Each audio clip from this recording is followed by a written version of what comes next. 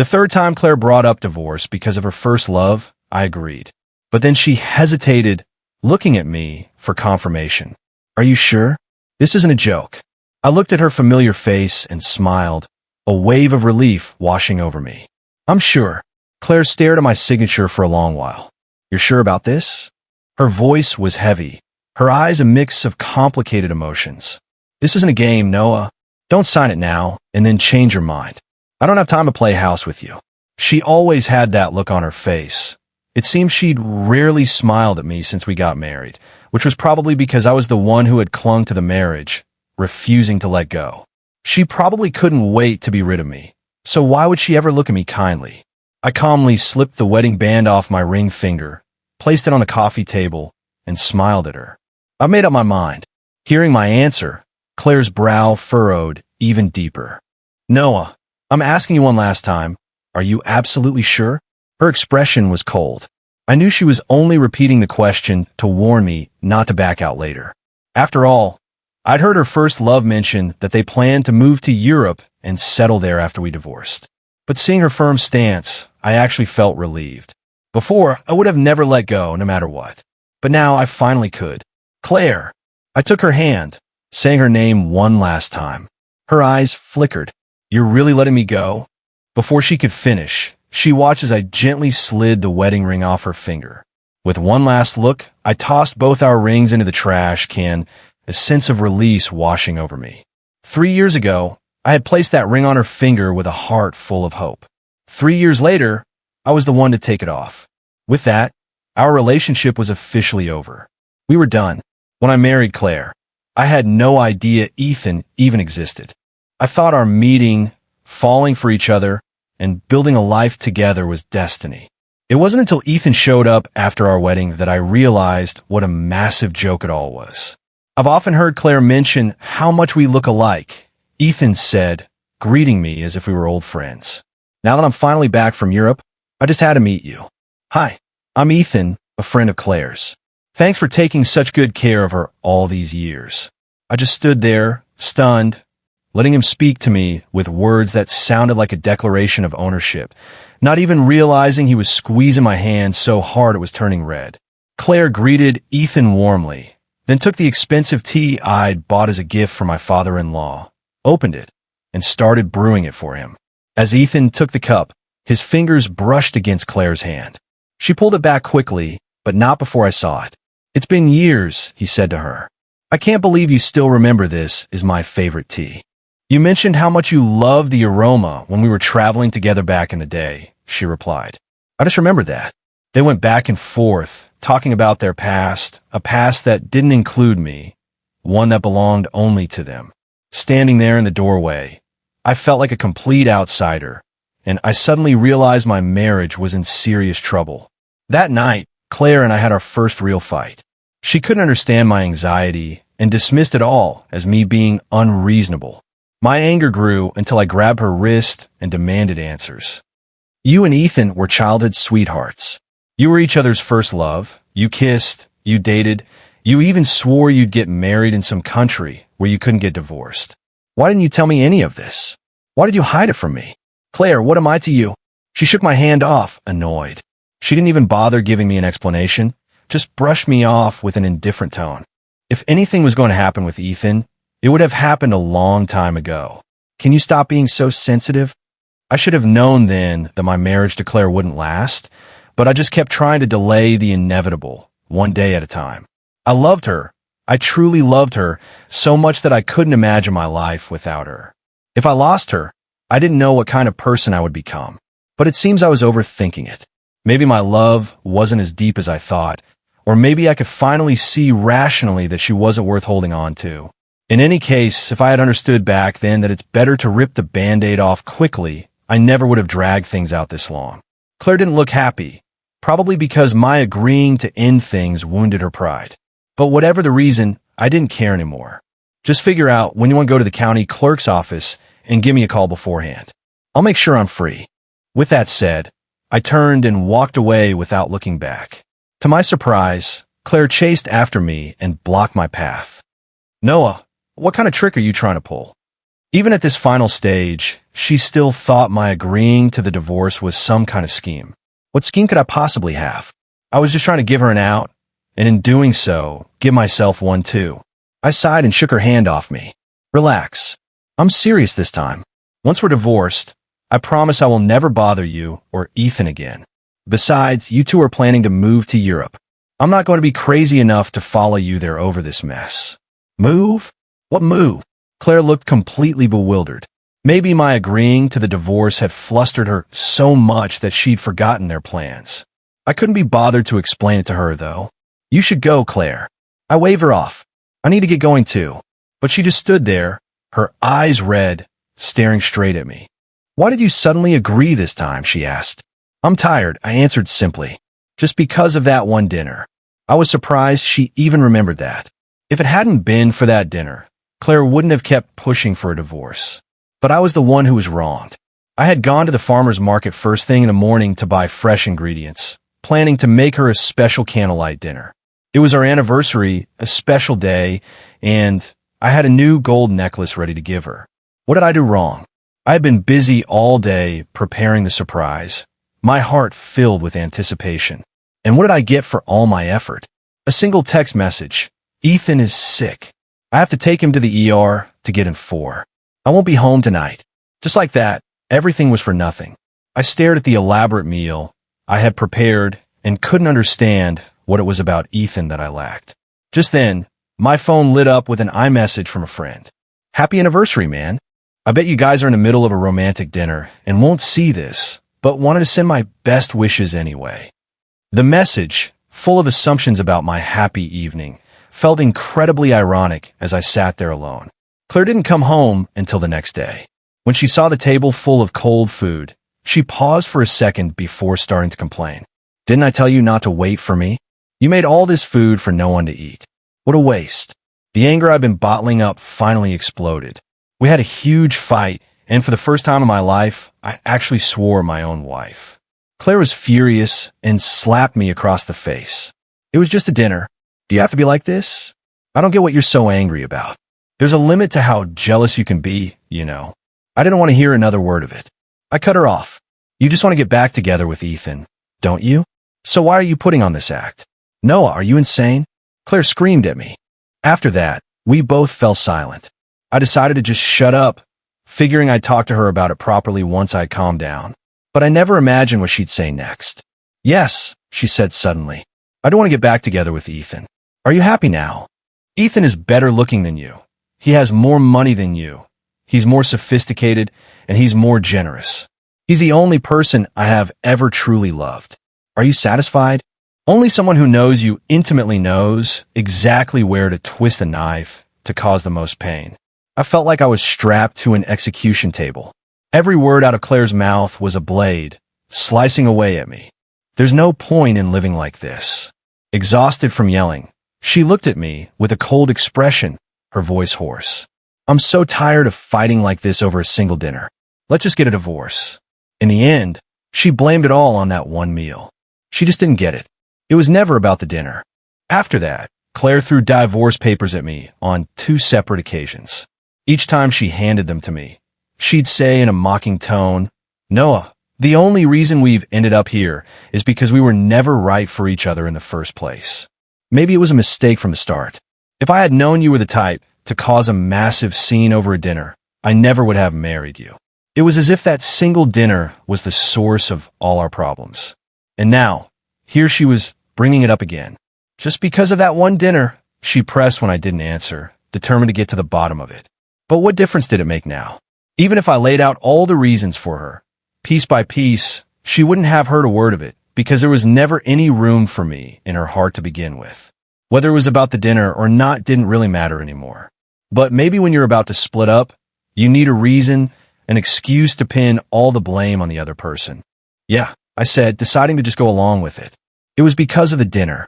Claire just stood there, stunned. I couldn't tell what she wanted to say. I saw her lips move, but no words came out. We stared at each other for a long moment before she finally spoke. You should stay here. The house is yours anyway. As she spoke, she started packing a bag. I'll go stay with Ethan. We could go to the county clerk's office tomorrow. Hearing her say that felt like a massive weight had been lifted off my chest. I had wondered if I would still feel that familiar sting of jealousy and pain the next time she mentioned Ethan. Thankfully, I felt nothing at all. Okay, I said. What time tomorrow? At my words, Claire's hands froze. She stared blankly for a few seconds, then threw her suitcase on the floor in a fit of frustration. She just looked at me, her gaze a mixture of questioning and blame. Her eyes were a swirl of unreadable emotions, all hidden beneath a thin veil of ice. I couldn't quite make them out. 8 o'clock tomorrow morning, she replied, her eyes never leaving my face. 8 o'clock, right when the office opens. Just how eager was she to be done with me? I couldn't help a bitter smile. It wasn't that I was sad to let go, but that I felt it was all such a waste. All my effort, all the pain and entanglement of the last 3 years, felt completely worthless. No problem. I'll see you at the clerk's office tomorrow then. I nodded. Is there anything else you need to pack? Do you want me to call Ethan to come and get you? Noah, Claire began, looking like she wanted to say something but was hesitant. She bit her lip. Actually, the reason we've ended up like this is, it's all my fault. It's all my fault? I cut in, repeating her words as a question. She looked surprised and shook her head. No, I mean it's my fault. You said that 3 years ago. I interrupted. I laughed, a self-deprecating sound. I never responded to it then, but since we're about to be done for good, I'd like to say something for myself. I smiled, completely at ease, as if I were talking about the messy love life of a total stranger, telling some pointless story. My voice was flat as I said, "This wasn't my fault, Claire. You were the one who let go of my hand first. Now, I'm letting go too. I hope after this, we never see each other again." I was the one who called Ethan to come pick her up. Even Claire didn't know he was coming. As she was leaving, she kept saying goodbye over and over. Noah, I'm going now. I guess I'll see you. Well, I'm really leaving now. Okay, I'm going. By the third time, I was getting impatient. I stood in the doorway. Then go. She looked down, disappointed. Ethan, ever the gentleman, had already loaded her bags into his car. She kept looking back at me as she walked away, so I just shut the door. In the split second before the door latched, I saw her looking back one last time, but I pretended I didn't see and turned away. That night, I slept more soundly than I had in years. My mind was finally at peace.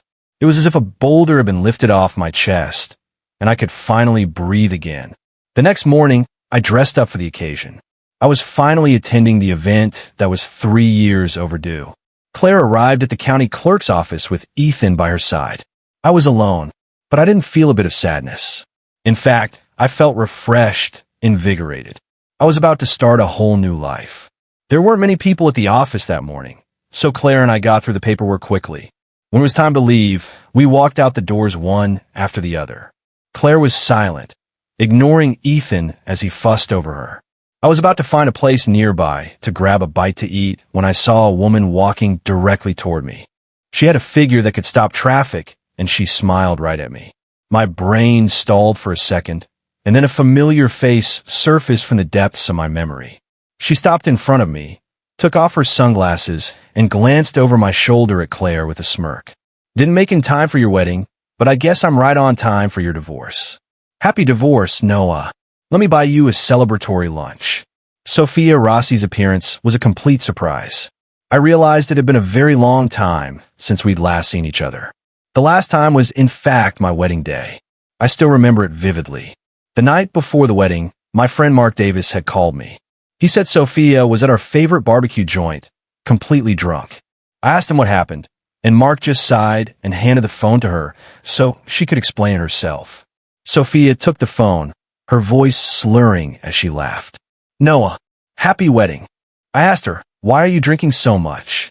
Are you even going to be able to make it as a bridesmaid tomorrow? The line went quiet for a moment. Then Sophia mumbled, it's a wedding. I'm happy. I'm drinking because I'm happy. Can't I be happy? Her voice sounded thick, almost like she had a cold. I sighed. Even if you're happy, you can't drink that much. It's bad for you. She replied, seeing you happy makes me happy. I was about to say more, but Mark's voice came back on the line. He said Sophia had passed out. He told me not to worry, that he had already called her brother to come get her. The next day, Sophia showed up at my wedding as if nothing had happened. She looked radiant, her smile dazzlingly bright. It was as if the drunken girl from the night before had just been a bad dream. Sophia was incredibly helpful, greeting guests and making sure everything ran smoothly. She handled the entire day with flawless perfection. Even Claire commented on it. Wow, Sophia is so on top of things, you'd think it was her wedding. Mark, who was standing nearby, just shook his head with a knowing look. Oh, she's invested, all right. But invested doesn't mean happy. I didn't get what he meant at the time. Just as I was about to ask, Sophia ran over and changed the subject, talking about the ceremony details and telling me not to be nervous. She looked at me with such sincerity and wished me a lifetime of happiness. The moment the wedding reception ended, before I'd even changed out of my tux, Sophia was gone. Her brother said she'd left for an advanced studies program in France. I tried calling her, but she didn't pick up. I figured she was busy with her flight, so I sent her an iMessage. Why did you leave in such a rush? Was hoping we could all hang out. She didn't reply until that evening. There will be plenty of time to get together later. Time flew, and just like that, Sophia had been in Europe for years without coming back. Mark was busy with work and dealing with his family pressuring him and his wife for a second kid. And I was completely drained by my own emotional turmoil. The promise we all made to get together just never happened. 3 years passed. Seeing her again now felt surreal.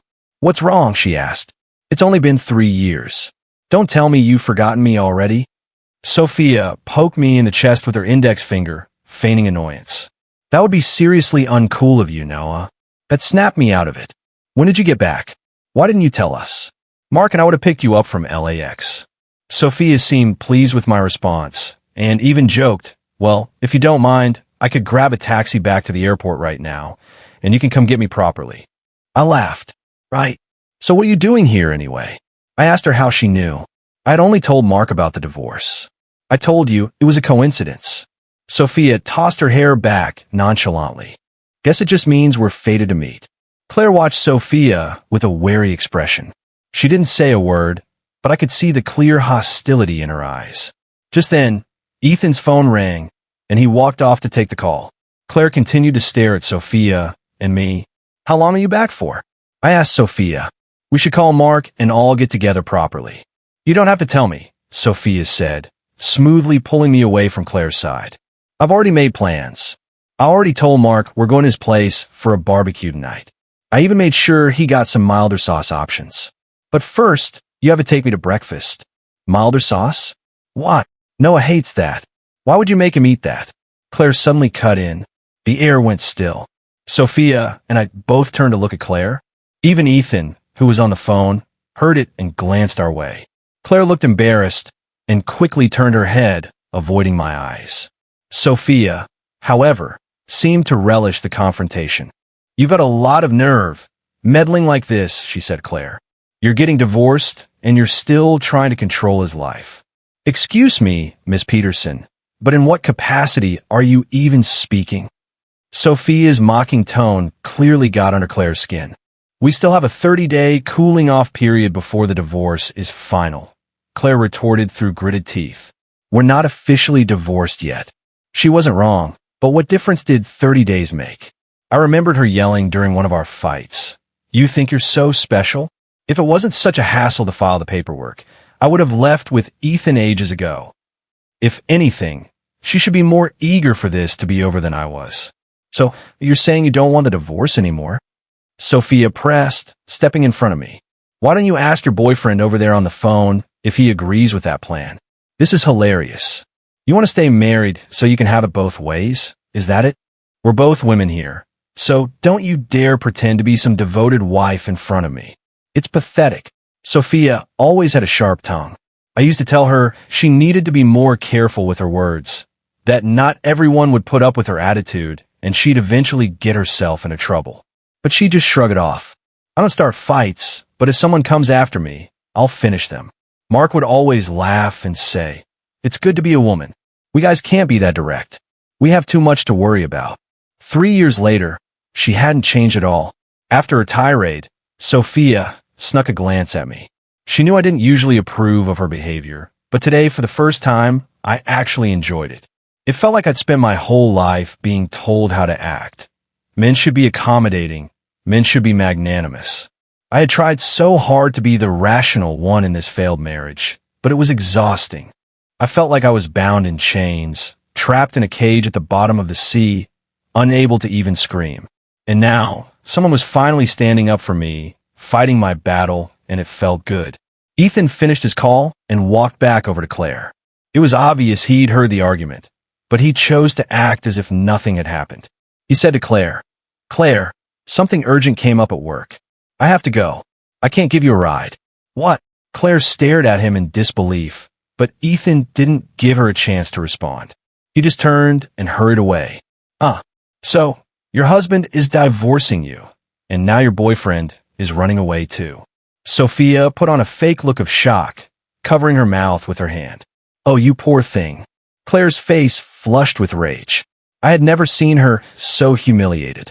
It was always her putting me on the spot, throwing tantrums at the worst possible times, criticizing my parents at family dinners, and listing all my shortcomings in front of my friends. I never said a word of complaint. But now, I didn't have to put up with it anymore. "Sophia, don't think for a second I don't know what you're up to," Claire seethed, the veins in her neck bulging. "Oh wow, a mind reader?" Sophia shot back. "You're so defensive. Why don't you tell me what I'm thinking right now? Am I planning to slap you to feel better? Or am I planning to swoop in and steal your ex-husband?" As she spoke, Sophia leaned provocatively against my arm. "What about you?" Claire spat. "You're the one who cheated, and you have the nerve to stand here and argue? You really think you're something special, don't you? Here's a suggestion. Go home, heat up a pan of oil, and see what splatters more, the oil or your audacity." Claire was furious. "You're insane. Claire, watch your mouth. Don't call people names," I said sternly. She stared at me, shocked. "But she just insulted me." "I didn't hear that," I said calmly. "But I heard you." Claire was speechless. Sophia leaned against my shoulder and shot Claire a triumphant smirk and an eye roll. She was practically begging for it. Serve her right. That seemed to be the end of it. I said I was taking Sophia to lunch, and we started to leave. Before we left, Sophia turned back to Claire with one last warning. "Noah is a nice guy. He thinks he can just endure things, and they'll go away. I'm not like that. So, Claire, you'd better stay away from him from now on, or you'll have to deal with me." Claire looked at me, a pleading expression on her face, as if she wanted me to defend her. I said nothing. She just stood there, watching as our car pulled away. When she finally left, she was just as alone as I had been when I arrived. That evening, Sophia and I went to Mark's house for the barbecue as planned. His wife, Jessica, was a warm hostess, and Sophia had brought gifts for everyone. Mark put a perfectly cooked piece of brisket on my plate, joking, "Here, your favorite. Don't say I didn't save you any this time." Sophia blinked. "Actually, Noah prefers milder flavors now, right?" Mark looked at her like she'd told a crazy joke. "What are you talking about, Sophia? Don't you remember all the times we went for spicy Korean barbecue? Noah always had to have a non-spicy broth. His stomach gets upset if he eats anything too greasy." You're forgetting how Claire used to insist that Noah hated mild food, acting like she knew him so well. Sophia scratched her head. "I really thought his taste had changed. You have no idea how nervous I was this morning when I was arguing with her about it." After she said that, an awkward silence fell over the table. Mark cleared his throat, signaling for Sophia to drop it. He glanced at me, then silently added a couple more pieces of beef to my plate. I knew Mark meant well. Claire loved spicy food and was always complaining that my cooking was too bland. If a dish wasn't spicy enough for her, she wouldn't even touch it. She'd just throw it in the trash.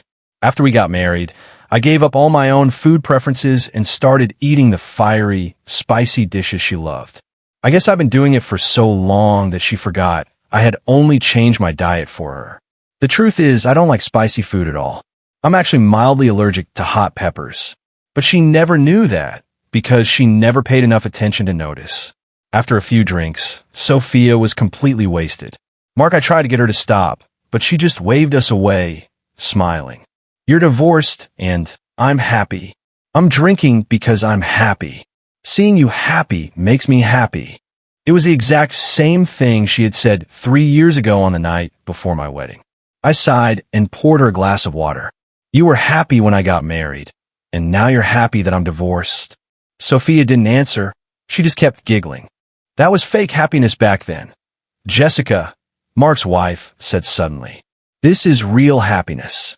She started clearing the table. It looks like you guys are done, and it's getting late. Noah, why don't you take Sophia home? Mark and I can handle the cleanup here. Oh, okay. I stood up to help Sophia. Mark came over to help too, but Jessica playfully slapped his hand away. Sophia has Noah to look after her. What are you doing? Come help me with the dishes. Mark rubbed his hands together. Well, I'll walk them out then. Jessica pushed him toward the kitchen. Oh, stop it. You have no sense at all. Mark and I exchanged an awkward look and both smiled. Jessica walked me to the door and patted my shoulder. Drive safe, Noah. Will do. I drove Sophia home. Her older brother, David, met us at the door. He saw her drunken state, but didn't ask any questions, just gently took her from me. He asked if I wanted to come in for a bit, but I declined, and after a few polite words, I headed home. The next day around noon, there was a knock at the door. I opened it to find Claire standing there. Can I help you? I asked. I left a few things here. I just came to pick them up. Fine, get them yourself, I said, stepping aside to let her in. She took 2 steps inside and then froze. You don't want these anymore? Claire asked, her head bowed. Her hands were clenched so tightly at her sides that her knuckles were white. I followed her gaze to the trash can, where I had thrown out a bunch of miscellaneous items. Most of them were mementos from our time together. I didn't need them anymore. That's right. I don't want any of it. I did some cleaning this morning. The house feels much neater now, I said. Her back was to me, but I could see her shoulders tense up. She didn't say anything, just stood there, completely still. After a long moment, she slowly knelt and began to pull the items out of the trash, one by one. There were the matching bracelets we'd bought when we first started dating, the clay pots we'd made on a date, a card she'd drunkenly drawn for me on our wedding night, and various other trinkets I had bought because she liked them. These things I had once treasured were now completely worthless. I probably couldn't even get a few bucks for them at a pawn shop. It was laughable, really. I had poured my entire heart into maintaining our relationship, only to find it couldn't compete with a single look exchange between her and her long-lost love. I felt like a gambler who had lost everything. If you don't want them, can I have them? Claire turned to look at me, forcing a smile that looked more painful than tears. Is that okay? She didn't look beautiful in that moment. She looked pathetic. She must have realized it too, because she dropped the smile and went back to sorting through the things she'd rescued from the trash. If you want them, take them. It'll save me the trouble of throwing them out later, I said, my voice even.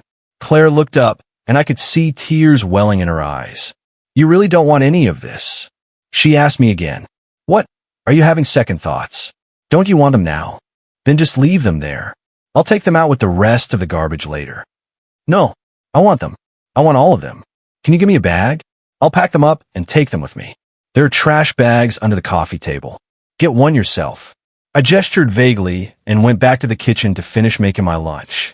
A few minutes later, I turned around with a plate of food and saw Claire sitting at the counter, staring at me with a vacant expression, as if she were in a trance. It was bizarre. I had to call her name twice before she snapped out of it and gave me an apologetic smile.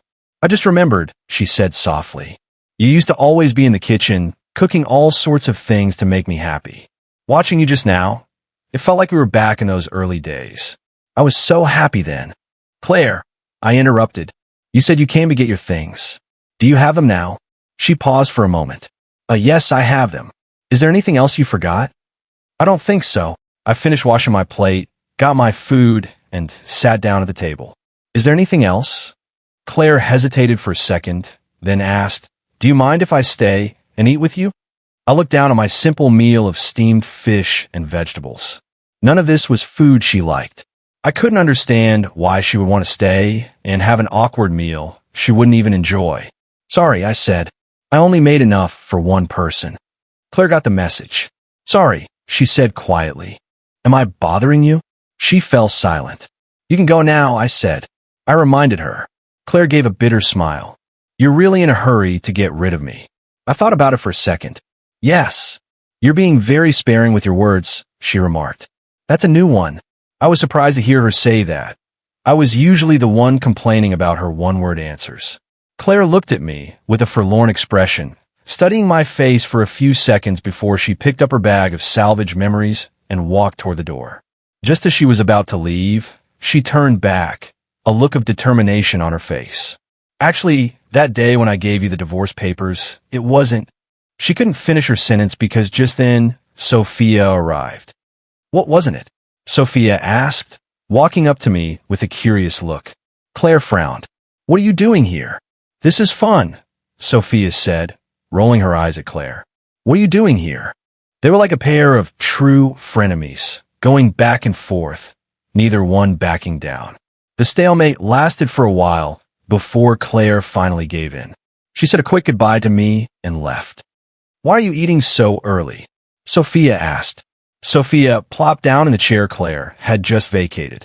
My brother was just about to call and invite you over for dinner. I smiled. I can get you a bowl too, if you want. Sophia propped her chin on her hand and grinned at me.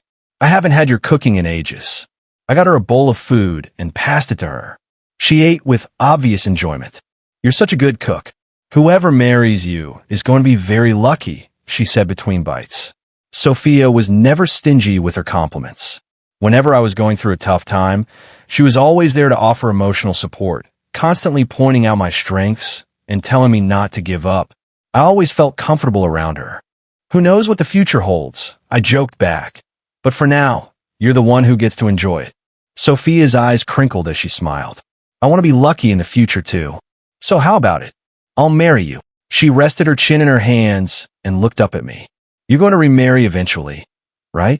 And my family won't stop nagging me to get married. So why don't we just settle for each other? That way I can have your amazing cooking every day. Her tone was light and teasing, just like always. But when I looked into her eyes, they were burning with an intensity that told me she wasn't joking at all. I froze. She suddenly burst out laughing, though it seemed a little forced. I'm just kidding. Did I scare you? Sophia had to tell. She bit her lip whenever she was lying. Her forced smile couldn't fool me. I knew the truth. Why aren't you saying anything? She asked. Did I really scare you? Sophia looked at me, her face full of concern. I'm so sorry. I was just trying to be funny. I guess I took it too far. Please don't be mad at me. Look, even if nothing happens between us, we can still be friends, right? Right? I know how painful it is to humble yourself for someone you care about. Sophia kept smiling, but I could see a faint redness in the corners of her eyes. Sophia, don't, I said. I started to reach out to pat her on the head, to comfort her, but I stopped myself, realizing it wasn't appropriate. I pulled my hand back. Tell me about your time in France. Let's talk about something happy. Sophia looked at me for a long moment before nodding. Okay. We talked for hours. We talked from morning until the sun went down about everything from art history to astronomy. We were both so engaged in the conversation that we didn't even notice how much time had passed. After I dropped Sophia off, I sat on my couch alone, replaying her words in my head. I didn't know how to respond. I wasn't sure what our relationship should be now. Sophia was a wonderful girl, but I couldn't just end one relationship and immediately dive into another. I tossed and turned all night, unable to sleep. For the next few days, it seemed Sophia was also unsure how to handle our new, delicate dynamic. She didn't bring up what she had said, and I followed her lead. It was as if that conversation had never happened. We went back to being friends, with this unspoken thing hanging between us. Finally, the 30-day cooling-off period was over. As Claire and I walked toward the county clerk's office to get the final decree, she asked, "Don't you have anything you want to say to me?" Her eyes were full of expectation. "Noah, if you just say the word." "Claire," I cut her off. "Let's just get this over with. I have dinner plans with Mark and Sophia later." "Sophia again," she muttered, her voice tight with emotion. She just nodded at me. "Is there a problem?" I asked. Claire's brow was furrowed. "Are you divorcing me for Sophia?"